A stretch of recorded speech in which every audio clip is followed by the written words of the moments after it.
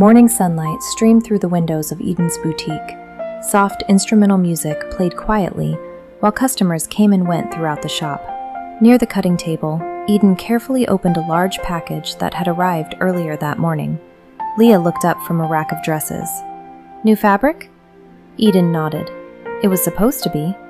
She unfolded the fabric and paused. A puzzled expression crossed her face. Leah walked over. "What happened?" Eden held up the material. "This isn't what it looked like online." Leah immediately laughed. "Oh no." Eden smiled despite herself. The color looked completely different in the photos. Leah shook her head. "That's exactly why I don't buy clothes online anymore." Eden laughed softly. Leah folded her arms dramatically. "They never look the way they appear online." She pointed toward Eden with a grin. "That's why I have you make my dresses." Eden raised an eyebrow. "Oh, really?" Leah nodded confidently. "At least then they actually fit me." Both women laughed. Eden set the fabric down. "Well, I suppose that's one way to look at it." The bell above the boutique door suddenly chimed. Leah turned. Eden looked up. A bright smile immediately spread across her face. Standing in the doorway was a young brunette woman wearing a white puff-sleeve blouse, light-washed jeans, and a blush and white Ballet Impérial varsity jacket. A travel bag rested over one shoulder. The young woman grinned. "Are you going to just stand there and stare at me?" Eden laughed. "Reya."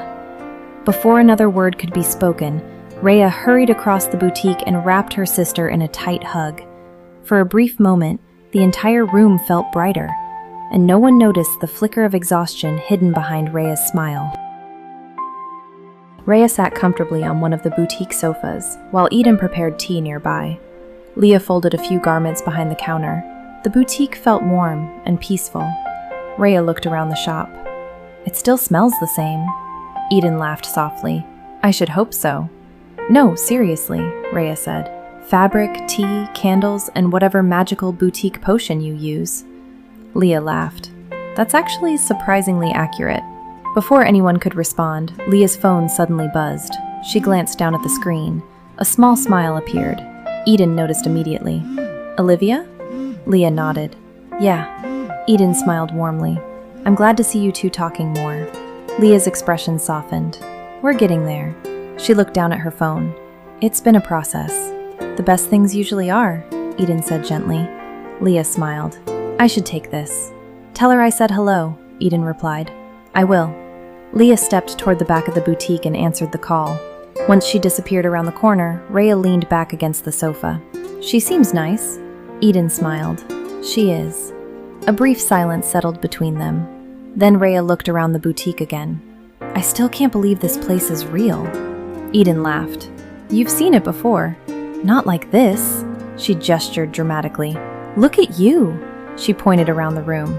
"You have employees?" "I have one employee." "Still counts." Eden rolled her eyes. Reya grinned. Leah returned a few moments later. "You know," Leah said, "I can see the family resemblance." Reya smiled. "Most people do." Leah paused. "Although, honestly, I was expecting your brother to look more like you." Reya immediately burst out laughing. Eden covered a smile. "Oh no," Eden said. "What?" Leah asked. "You told her about Romain?" Reya asked. "Briefly." Leah pointed. "Oh, right, you have a brother too." Eden nodded. "What I forgot to mention is that they're twins." Leah's eyes widened. "No way." "Oh yes," Reya said dramatically. "We're polar opposites." Eden laughed softly. "That's actually true." Leah looked between them. "So what does your brother do?" Reya immediately pointed at herself. "I'm the ballerina." Then she pointed toward an imaginary Romain. "And he's a professional arguer." Leah blinked. "A professional arguer?" "Future lawyer," Reya clarified. "Same thing." Leah burst out laughing. Eden shook her head. "Don't listen to her." "I'm serious," Reya insisted. "If you tell him the sky is blue, he'll present evidence." Eden laughed. "He's actually very sweet." "Mom says that too," Reya replied. Then she leaned back with a grin. "But if you ever need someone to debate a brick wall, Romain is your man." The three women laughed together. For a moment, everything felt light, easy. and no one noticed the shadow that briefly crossed Reya's eyes when her phone lit up with a notification from Ballet Impérial. A few minutes later, Reya's phone buzzed again. She glanced down at the screen. For the briefest moment, something in her expression changed. Then she quickly stood. "I should take this." Eden nodded. "Go ahead." Reya offered a bright smile and disappeared toward the front entrance of the boutique. Leah watched her leave. "She's fun." Eden smiled softly. "She's always been that way." Leah folded a dress and glanced toward the door. "She's very different from you." Eden laughed. "Most people assume I'm the outgoing one." "And you're not?" Eden shook her head. "Not compared to Reya." A fond smile crossed her face. "When she walks into a room, she somehow manages to become friends with everyone before she leaves." Leah laughed. "I can see that." Eden's eyes softened. "She's always had a way of making people feel included." A brief silence followed. Then Eden added quietly, "Even when she wasn't feeling included herself." Leah looked up. "What do you mean?" Eden hesitated. "Reya has always had a habit of protecting people from her own pain." Leah's expression softened. Eden smiled sadly. When she was younger, if she was upset about something, she'd become even more cheerful. Leah frowned slightly. "Really?" Eden nodded. "The bigger the smile," her voice trailed off, "the more concerned Mom and I usually became." Leah glanced toward the front windows. "You think something's wrong?" Before Eden could answer, the boutique door opened. Reya stepped back inside. A huge smile stretched across her face. "So!" She clapped her hands together dramatically. "Who wants to hear about the time I accidentally kicked my ballet instructor?" Later that evening, soft golden light filled the guest bedroom at Eden's home. A suitcase rested near the wall, while a few folded clothes sat neatly on a chair. Reya lay across the bed, holding a plush panda against her chest. The panda's fur had become slightly worn over the years. One ear sat a little lower than the other, but, despite its age, it was obviously loved. Reya smiled faintly as she looked down at it. "Still hanging in there, Rennie." The familiar comfort of the stuffed animal brought back memories of home. Mom, Dad, Romaine. For a moment, everything felt safe. Then her thoughts drifted, and suddenly she wasn't in the bedroom anymore. She was standing inside a rehearsal studio at Ballet Impérial. The polished floors reflected the bright overhead lights. Young dancers moved gracefully across the room. Reya carefully completed a difficult combination. Her instructor watched closely, then slowly shook her head. "Again." Reya adjusted her stance. The instructor walked over. "Your posture is improving, but you're still collapsing through your shoulders." Reya nodded. "Yes, madame." The instructor turned toward another dancer. Violette Betancourt. Elegant, confident, effortless. The instructor smiled. "Excellent, Violette." Violette completed the movement again, beautifully. "That poise will take you very far." Back in the bedroom, tears slowly gathered in Reya's eyes. She hugged Rennie tighter. "What am I doing wrong?" A quiet knock sounded at the door. Reya quickly sat upright. The bedroom door opened. Eden stepped inside. "Hey." Reya immediately wiped at her eyes and forced a smile. "Hey." Eden paused. "You okay?" Reya nodded quickly. "I'm fine." But Eden couldn't shake the feeling that something was wrong. The house was quiet. Soft afternoon sunlight streamed through the kitchen windows while a clock ticked gently in the background. Reya sat alone at the kitchen table. Her phone rested in front of her. For several moments, she simply stared at it, silent, motionless. Then, slowly, she pressed play. A familiar voice filled the room. "Thank you for auditioning for the spring showcase." Reya lowered her eyes.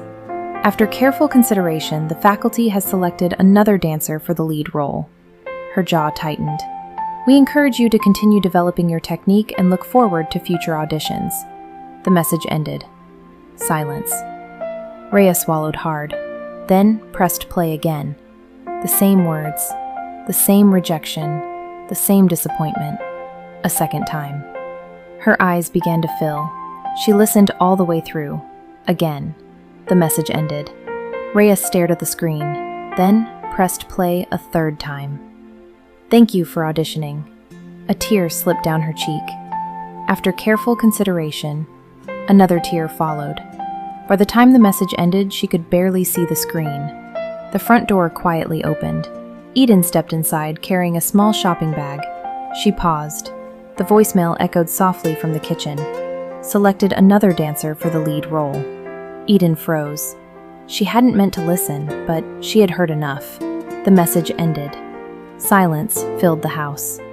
Reya slowly lowered her phone, then rested her forehead against the table. Her shoulders trembled. For the first time since arriving, she stopped pretending. Eden's heart broke. Without making a sound, she set the shopping bag down. For a moment, she simply stood there, watching her little sister carry a weight she had been trying so desperately to hide. Finally, Eden walked into the kitchen. Reya quickly wiped at her face and sat upright. Too late. Eden had already seen. The sisters looked at one another. Neither spoke. Not yet, but for the first time, the truth was finally sitting between them. The kitchen remained quiet. Eden walked to the counter and grabbed a box of tissues. Without saying a word, she returned to the table. Then she gently sat beside her sister. Reya kept her eyes lowered. Eden quietly took her hand. Neither spoke. After a moment, Eden placed a tissue into Reya's hand. The simple gesture nearly made Reya cry all over again. She took a shaky breath, then another. Finally, she whispered, "My mind feels like it's going through endless chaînés." Eden tilted her head slightly. "What?" A weak laugh escaped Reya. "Chaînés." She wiped at her eyes. "It's a ballet turn. You turn and turn and turn and turn." A sad smile crossed her face. "And when you're done," she swallowed hard, "you're somehow right back where you started." Silence settled between them. Reya's eyes filled again. "That's what my brain feels like. I tell myself I'm okay. Then I think about the audition. Then I think about Violet. Then I think about everything I'm doing wrong. And then I think about how I didn't get the role." She laughed bitterly. "And then I think about how Violet did. I can't stop." Her voice trembled. "Every day it's the same thing. I compare my posture to hers, my technique to hers, my turns to hers, my confidence to hers, my entire future to hers." The confession hung heavily in the air. "Do you know what's embarrassing? Violet isn't even mean. She's actually nice, which somehow makes it worse. Everything looks effortless for her. Every correction, every performance, every audition. She just makes it look easy." The real fear finally surfaced. What if she's everything they're looking for? What if I'm not? Her breathing became uneven. What if I'm running out of time? I'm 24. The older dancers keep talking about how competitive everything becomes. The lead roles, the opportunities, the careers, and every rejection feels like some giant clock ticking in the background. Tears streamed freely now. "I got rejected 3 times, Eden." 3 fingers slowly lifted from the table. 3. Her shoulders trembled. What if that's God trying to tell me something? What if I'm not good enough? She looked at her sister, completely vulnerable, completely exhausted. "What's wrong with me?" Eden's expression softened. "It's not what's wrong with you." Reya looked up. "What?" Eden gently squeezed her hand. "It's what happened to you. You've been rejected. You've been disappointed. You've been hurt. And somewhere along the way, you started comparing." Reya immediately looked down. Eden smiled sadly. "Reya, do you want to know what I've learned about comparison?" "What?" "No good fruit comes from it. You compare yourself to Violet, and what happens? I feel worse. You compare your technique. I feel worse. You compare your future. I feel worse. You compare your value." A tear slipped down Reya's cheek. "I feel worse." Eden nodded. "That's because comparison only produces fear, insecurity, jealousy, discouragement, and exhaustion. It never gives you peace." Then Eden gently asked, "Do you think God accidentally created Violet Betancourt?"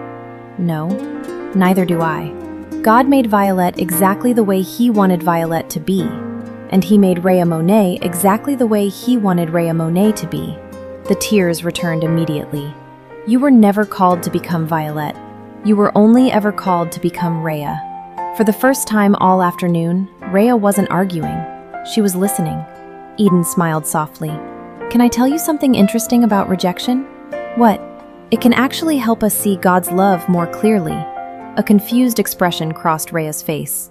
I'm not following. I know, Eden laughed softly. Think about it. We spend so much of our lives being rejected by something. An audition, a promotion, a relationship, an opportunity, and every rejection hurts because deep down, we're looking for acceptance. But here's the beautiful thing. The most amazing person you will ever know already accepts you. Reya's eyes lifted. God already chose you. He already loves you. He already calls you his. A fresh tear rolled down Reya's cheek. I never thought of it like that. Most people don't. Eden brushed away a tear from her sister's face. So when rejection comes, she smiled warmly, you let God love you. You stop trying to earn from people what God has already freely given. A quiet smile appeared on Eden's face. Actually, Reya looked up. There's something else. Eden stood and retrieved a small gift bag. I bought this while I was running errands. You got me a gift? Eden smiled. Open it. Reya carefully opened the bag. Inside rested a beautiful silver necklace, a cross, with a diamond heart at the center. For a moment, she simply stared. Eden, it's beautiful. I saw it and immediately thought of you. Fresh tears gathered in Reya's eyes. I love it. Eden smiled. Turn around. Reya moved her hair out of the way. A moment later, Eden fastened the necklace around her neck.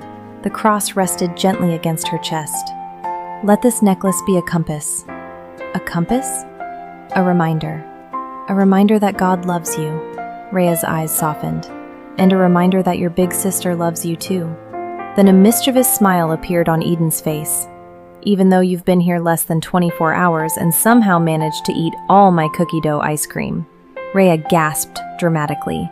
In my defense, Eden folded her arms. Oh, this should be good. I was emotionally vulnerable. Eden stared at her. You arrived yesterday. Exactly. Reya pointed toward herself. Stressed ballet student. Then pointed toward the freezer. Emotional support ice cream. Eden burst out laughing. You haven't changed at all. Thank you. That wasn't a compliment. I'm choosing to receive it as one. Both sisters laughed. Then Reya stood and wrapped her arms around Eden. Eden hugged her tightly. For a moment, neither sister said anything. They didn't need to.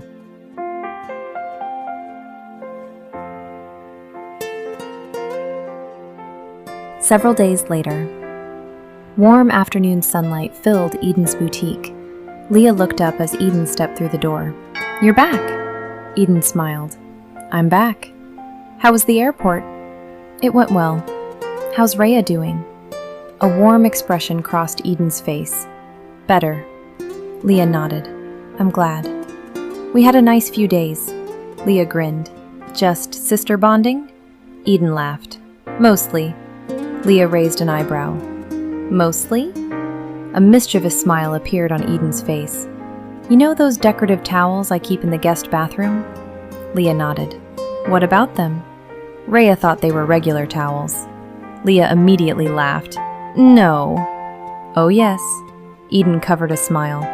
Then she got offended because apparently nobody explained the decorative towel rules. Leah burst out laughing. I love her. Eden laughed too. She informed me that towels should have one job. What was that? To be towels. Both women laughed. Leah shook her head. Your family is amazing. A quiet smile crossed Eden's face. Yeah.